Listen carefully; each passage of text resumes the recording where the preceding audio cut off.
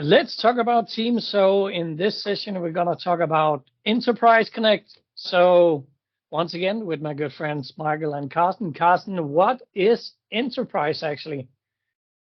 Well, Enterprise Connect is one of the old conference you just had to go in the good old Taylor days when, we were only doing telephony and not just meetings.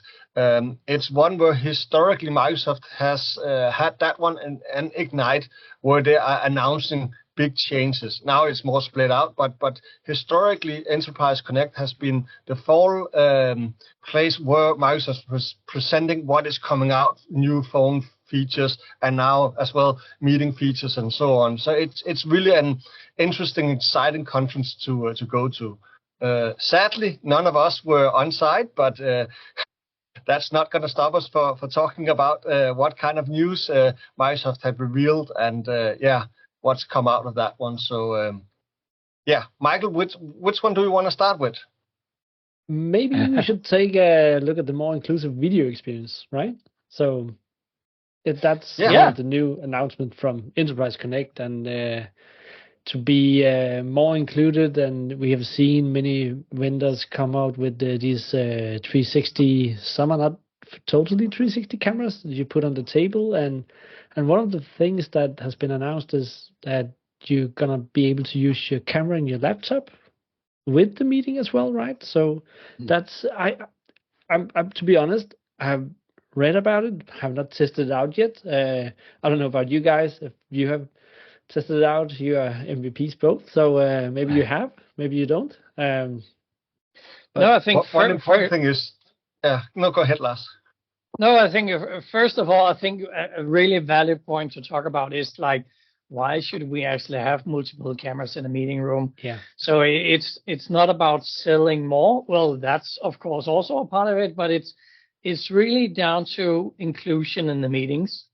And right now I'm looking into my own camera, but if I was in a meeting room with several other people, I would probably turn around this way and then talk to a different person over here. And that doesn't really include a lot of people in when they sit remotely. So it's really down to, let's forget about where the camera, let's have a normal discussion around the table. Sometimes I would be looking at the front of room cameras. Other times I would be looking across the table at my colleague, which means that I am not looking at the front of room camera, but then I could be captured by my laptop, for instance.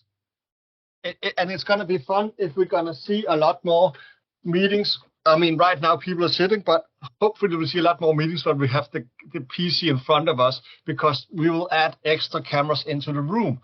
I know today, if you're really into an exciting meeting, you don't have your laptop on, but I could see that we begin trying to encourage people to have the laptop in and join them in. And later on, we're going to talk about some functionality so you don't get bad sound when you're rejoining with the PC and so on. But I really find that interesting that we are maybe adding, 5-10 extra cameras into the room that we can, and not even I totally collect agree. your face.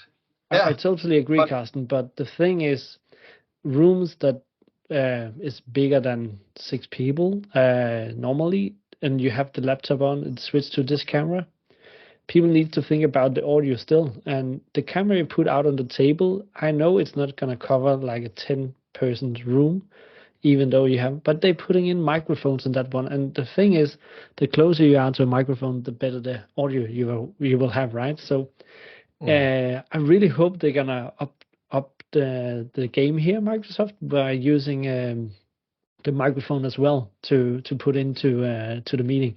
That's something I'm curious about, what the thoughts is about this, because it's really, really nice to be more included, because it gives a feeling of speaking face to face with a person, because you can see the person, and maybe you'll get the audio as I'm leaning backwards and forwards as well, right? So bring your own microphone. So now it's away from all this, but bring your own microphone so you can actually. I could see that in the future, that with the power of AI and so on. Why not? I mean, I think we are a little ahead of our time now, but I could see that. I mean, again, it's just a matter of getting as many input as possible, and Microsoft can process and get the best. One thing I would think we should should here is to how does it do that? I mean, you still need to create a profile. That this is important that we're just saying that people don't think, hey, we just put multiple camera everything. You still need to have your camera profile. Like you do in Intelligent Speak, you still need to create your own camera profile. And that process is kind of fairly easy. It's actually easier than doing your own voice profile. So, I mean, you get a camera in front of your face and you take pictures from different sides. And people that are using iPhone know that when you're scanning your face, you sit and flip around you. The process. Can you show that again, Carsten? How do you do the facial recognition? It looks like a cat chasing a laser pointer, right? So it's exactly, you're sitting and having all over. So I mean that's one of the things. So of course we need to recognize the face. So yeah. Yeah, I mean that's one thing, but I guess you also need to be invited to the meeting, so it already knows that. Apparently, Carsten is also in the meeting room. It could end up that he brought his laptop. And it might be a better picture of Carsten from the laptop instead of the front of the room camera. And I hear a lot of questions about that. Why do you need to be invited? And then you also hear the other people that are kind of worried about it is GDPR-wise. And I mean, of course, it makes sense that you need to be invited. So you know that you're invited to this meeting. It's only invited people that we know. And I'm not an expert in GDPR, but at least know you have given consent that you want to join the meeting, you accept the meeting. So if a person that are just dropping into the meeting room is not recognized, it's not part of that one, haven't made consent, then we are not either transcripting or following and so on. So it makes really perfect sense that it's limited to invited people only that has created a profile. Indeed, but still, I think you should invite people because it's also a thing about data, right? How are we using the meeting rooms, and we can see the statistic, etc. Also afterwards, people is more they can work on the same thing, they can get the recap. There's so much more to it, right? So it's it makes it a lot easier to share content and stuff like that. So and I think like normally people, of course, will be invited to the Teams meeting, even though they are either remote or they are physical in the room. I think like when Microsoft then enables like, are you actively in the meeting or are you remote? That would make really good sense. So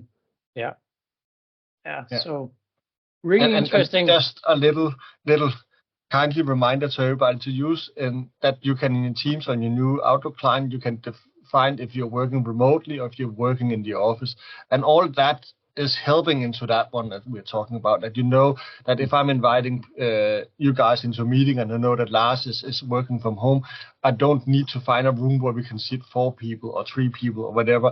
I know how many are actually on site for that one. So just a little kind add-on so that the more data we get, the easier it is to monitor and get a right solution for the customer. Yeah, so I think like it's well, going back to the OEMs that manufacture the 360 cameras or the center of table cameras, that would be something where the OEM or the manufacturer do it themselves on the camera technology. Most of the vendors, they do it, the center of table camera together with a front of room camera. That will be done on the manufacturer itself. The things where we bring the laptop into the meeting room, that will be done by Microsoft in the cloud. So that's kind of the IntelliFrame version 2, I would say.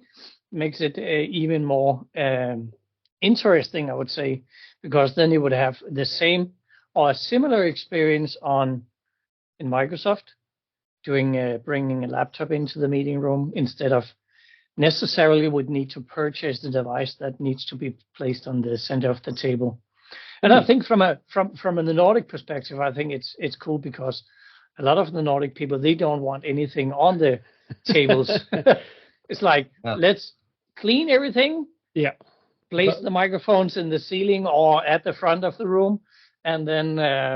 But you will also get a better perspective for front of row in the future, right? Because then you can have a 20 seating rooms, and you can actually cover all the people if they bring in the laptop. So you don't need to put in more cameras or something like that. You have a perfectly shot of the person sitting in front of a laptop. So, but the thing they also announced was this remote participant can manually talk between views from the room. Would that be also from the camera from the laptop, or would that only be if Teams Room had more than one camera connected? I think that's not decided yet. No, I don't know.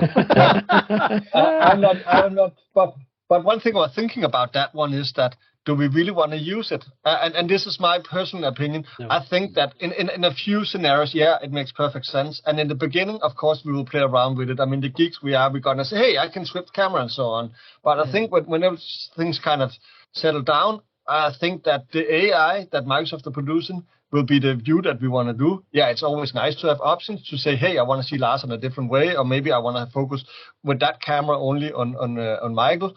But in everyday meeting, I don't think it's something I would use. I see the question comes up once in a while, working as an integrator, and mostly it's these big boardrooms or it's education environment.